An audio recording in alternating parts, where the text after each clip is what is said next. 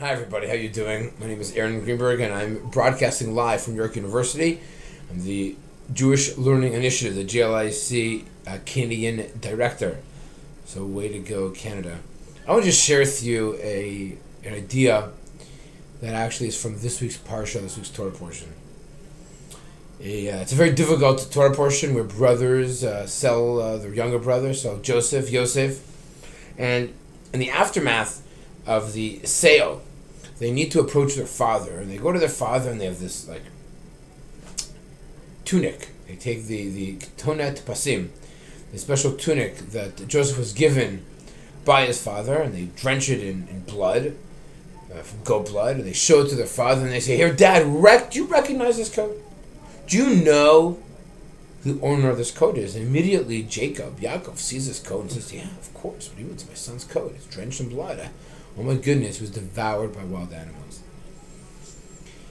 Now, what's interesting to note here is that the Torah goes out of its way to tell us that many people tried and failed to console Yaakov, for the loss of his son. Guys, why is it that it was just so difficult for Yaakov Avinu? I understand as a child, so it was just absolutely heart-wrenching. But that Jacob wasn't able to get on with his life. He was totally in the state of despair. And one other similar question that our rabbis ask is, why is it that every year we have to continue to mourn for the temple? Mourn once! Get over it! Move on in life! Why do you perpetually and continuously continue to cry and to mourn and be so distraught over the loss of the Holy Temple? So I think maybe the answer is that when you understand what it means to have a child in the army, a soldier who's been taken captive, who's missing in action, you don't know where they are. On some level, when you can attend a funeral, when there's some type of closure, there's actually, you experience the death of someone, you're able to move on. As difficult as it may be, when you can attend a funeral and see that coffin lowered into the grave, you're able to move on in life. But not knowing where your child is, they're taken, they're missing in action, you're totally distraught. It's just unknown. There's no closure. Our rabbis tell us that's exactly what happens when it comes to why we continue to mourn for the temple. You know why we continue to mourn for the Beit HaMikdash? Because it's not over. It's not done. It's just a temporary pause. One day, the temple will be rebuilt, and the Jews will be able to celebrate properly in Jerusalem, in Yerushalayim.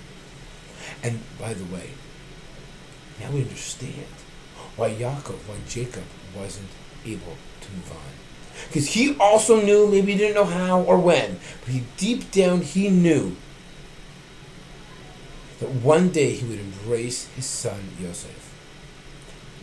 And deep down, because he maybe knew that, he wasn't able to move on. Like a parent who continues to hold on to the fact that their child might still be alive.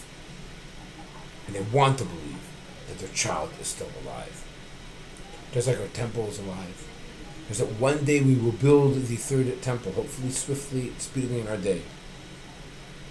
Just like Yaakov embraced his son Yosef, so too we'll also celebrate with the entire Jewish people the rebuilding of that temple. And you know what we do? You know what kind of marks the sadness of this whole ordeal? It's that taking the keton pasim, the special coat that Yosef had, and is it dipping it into the blood. That's almost like a sign of where we went wrong. You know what we do? You know why, according to some commentaries, we dip the karpas the night of the Seder, while we dip that celery or the potato, whatever you use? Why you dip the maror, the bitter herbs, into charoset? to remind us of that first dipping of the Toner Pasim into blood.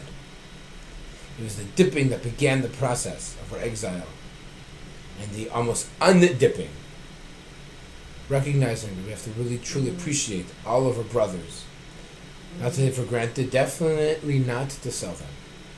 If we can really truly appreciate everyone in our own family, then hopefully we'll also be able to embrace everyone in our family.